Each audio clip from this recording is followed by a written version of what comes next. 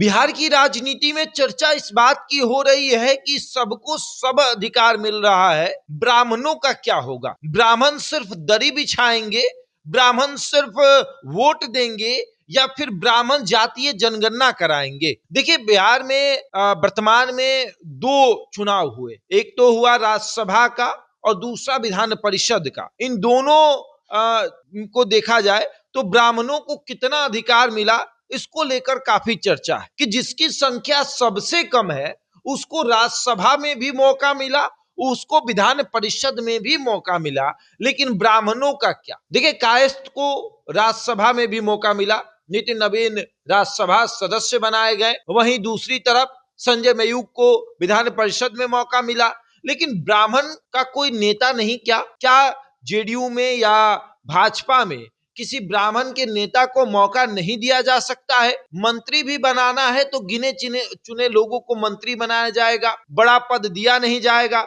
छोटे पद से कहा जाएगा कि आपको सम्मानित कर दिया गया है, आप भरोसा रखिए। मंगल पांडे को मंत्री पद से हटा दिया जाएगा ये कहते हुए कि मिथिलेश तिवारी को मंत्री बना दिया गया, तो फिर आपको मंत्री बनने की जरूरत क्या है? तो ब्राह्मण सिर्फ दरी बिछाएंगे या फिर वोट देंगे या जातीय जनगणना कराएंगे, बाकी कोई काम उन्हें नहीं आता है। राजनीतिक भागीदारी, हिस्सेदारी उन्हें नहीं मिल सकती, हाशिए पर एक तरीके से चले गए हैं। भूमिहारों की बात करें तो भूमिहारों को थोड़ा बहुत इज्जत मिल भी जा रहा है, तो ब्राह्मण तो सिर्फ ब्राह्मण भूमिहार करने में गायब हो जा रहा है। राजपूत की बात करें तो राजपूत समाज से पवन सिंह राजपूतों के बड़े नेता जो हैं वो एमएलसी बन गए। हाँ, सॉरी, माफ करिएगा, राजपूतों के बड़े नेता अब तो कह ही सकते भाई, राजपूत समाज जो है उनको अपना बड़ा नेता मान रहा है। वो बात अलग है कि एक समय था जो गाली उली दे रहा था, लेकिन अभी बड़ा नेता मान रहा है, कह रहा है कि हमारे बड़े नेता को मौका दिया गया है। अच्छी बात है, भारतीय जनता पार्टी में पवन सिंह ने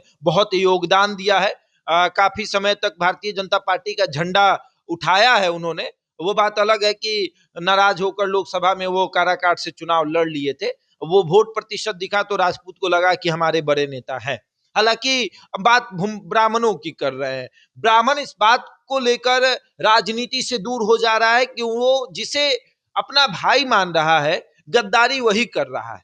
ब्राह्मण भूमिहार कर करके भूमिहार आगे बढ़ रहे हैं। भूमिहारों के नेता सदन में कहते हैं कि ब्राह्मण नाम की और भूमिहार नाम की चीज क्या होती है? ब्राह्मण भूमिहार कहिए ना, ब्राह्मण अलग है ना भूमिहार अलग है, ब्राह्मण भूमिहार कहिए। और जब हक देने की बारी आती है तो भूमिहार सबसे पहला लाइन में खड़ा होता है कि नहीं नहीं हमको बनाइए। अब देखिए ना, पिछली बार जब नीतीश कुमार मुख्यमंत्री थे तो विजय सिन्हा भूमिहार समाज के नेता वो उप मुख्यमंत्री थे। जब सम्राट चौधरी मुख्यमंत्री बने तो भूमिहार समाज के विजय चौधरी उप मुख्यमंत्री हैं। मतलब ये बड़े पदों पर यही लोग जाएंगे, लेकिन अगर सदन में ब्राह्मण भूमिहारों को अलग अलग करने की आपने बात की तो छट्टी का दूध याद करा देंगे। ये कहेंगे कि ब्राह्मण भूमिहार अलग नहीं है, लेकिन जब इनको हक देने की बात आएगी, जब इनको अधिकार देने की बात आएगी तो कहेंगे भूमिहार अलग होता है भैया, भूमिहार अलग है, भूमिहार के पास पावर है, एक भूमिहार 10 वोट ट्रांसफर करवाता है, ब्राह्मण सिर्फ ताली बजाता है, ब्राह्मण सिर्फ पूजा कराता है, और अब उससे फुर्सत मिलेगा तो दरी उरी बिछा लेगा। खास करके उन ब्राह्मण कार्यकर्ताओं और नेताओं को सोचना चाहिए कि आप कितने हाशिए पे चले गए हैं कि आपके समाज को मौका देने में कोई भी पार्टी 4 बार सोचती है, और उसे इस बात को लेकर गर्व भी है कि हम कुछ नहीं भी करेंगे तो ये वोट हम ही को देंगे, क्योंकि ये पागल हो चुके हैं हमारे प्यार में।